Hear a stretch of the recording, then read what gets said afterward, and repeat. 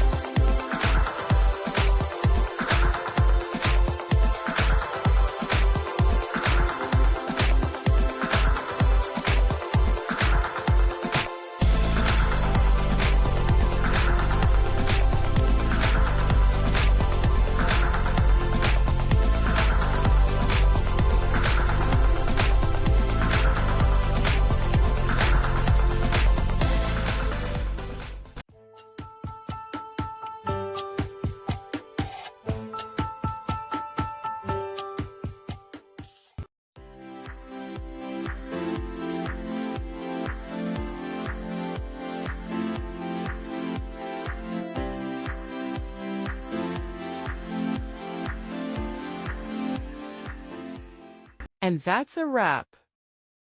I hope you found the answer you were looking for. If you did, take a second to hit that subscribe button. It really helps out. And let me know in the comments which solution worked best for you.